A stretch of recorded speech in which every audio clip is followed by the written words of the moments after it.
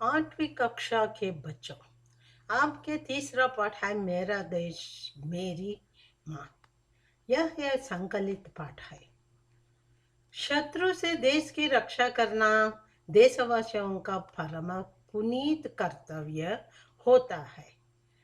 हमको लड़ाई में पीठ दिखाकर भागना नहीं चाहिए, सीना तान कर आगे बढ़ना चाहिए। यही इस पाठ का एक संदेश है बच्चों के लिए। ये इस पाठ से बच्चों में साहस वीरता का भाव जगाना चाहते हैं और वे अपने कर्तव्य के प्रति सजग होना चाहिए। इस पाठ में एक संगठन के बारे में बताते हैं।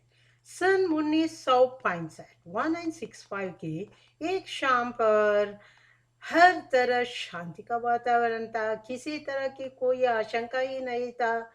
तभी दुश्मनों ने भारत पर आक्रमण कर दिया है। अचानक हुए हमले को इस हमले ने भारत के सेना को चौंका दिया है। छुट्टियां बिताना छुट्टियां बिताने अपने घर गए सैनिकों को तुरंत वापस आने का आदेश भी भेजे गए हैं। छुट्टियां बिता रहे भारतीय सेना के एक मेजर को यह सूचना मिला कि तुरंत वापस आ जाओ।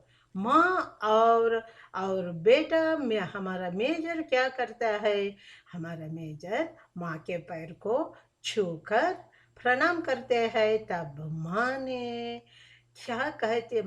क्या कहती है? बेटे, इस समय राष्ट्र रक्षा की प्रत्येक भारतीय का सबसे बड़ा कर्तव्य है। जाओ और दृढ़ता से अपने कर्तव्य का पालन करो।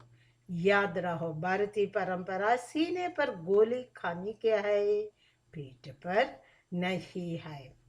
वह युद्ध भीषण रूप से फैलता जा रहा था। इच्चोगेल नहर का मोर्चा भारतीय सेना के लिए एक चुनौती का दीवार बना खड़ा था। अब प्रश्न यह है कि इस मोर्चा को कौन संभाल सकता है, कौन निभाएगा?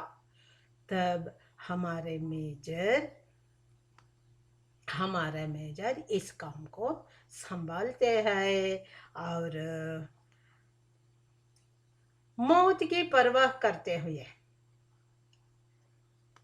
देखिए, मौत की परवाह करते हुए बिना मेजर ने मोर्चा संभाला है। वे धीरे धीरे आगे बढ़ने लगे हैं। दिल दहलाने वाले गोलियों का शोर कानों के पर्दों में फाड़ने की कोशिश कर रहा था। यहाँ मेजर सैनिक देखो, मेजर पर देशभक्ति का जोश पूरी तरह छाया हुआ था। मौके का इंतजाम किया जाए इतना समय भी नहीं था, इसलिए वे क्या करते हैं? धड़ाधड़ गोलीबारी करते हुए दुश्मनों के टैंकों को ध्वस्त करते हुए आगे बढ़ रहे थे। तभी क्या हो जाता है? दुश्मनों के कई गोलियां एक साथ सनसनाती हुई आई और मेजर के हाथ में, पेट में, पैर में घुस जाता है। भारतीय परंपरा सीने पर गोली खाने की है, पीठ पर नहीं है। माँ के ये शब्द मेजर को प्रेरणा दे रहे थे। वे चोट की परवाह करते हुए आगे बढ़ते रहते हैं और गोलियां आकर उनके सीने में घुसती गई है। इस स्थिति को समझाते हुए पीछे आने के आदेश देते हैं अधिकारियों ने, मगर मेजर के कदम रुके नहीं है। दुश्मन के सारे टैंकों को ध्वस्त कर विजयश्री को लेकर ही उन्होंने दम ले जाते हैं। तुरंत ही उस मेजर को अमृतसर के सैनिक अस्पताल में अमृतसर के अस्पताल में उन्हें लाया गया। तब उस समय तक मेजर के सीना गोलियों से छलनी हो चुका था। रूंधे घर से अधिकारियों ने पूछा, आपकी कोई अंतिम इच्छा है? गोलियां सीने में खसक रही थी एक तरफ, मगर मेजर ने अपने चेहरे पर मुस्कान लाते हुए कहा, हाँ है।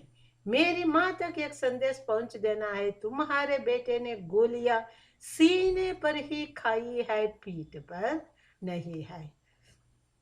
इस तरह मेजर ने अपने अधिकारियों से कहते हैं। जानते हैं बच्चों, ये बहादुर कौन थे? ये भारतीय सेना के अफसर मेजर आशाराम त्यागी थे, जिन्होंने माँ के वचनों का पालन करते हुए अपने मातृभूमि की रक्षा के लिए प्राणों की बाजी लगा दी है। दीपक बुझ गया, पर उसकी अमर ज्योति युगों तक देशभक्तों को राह दिखाती रहेगी।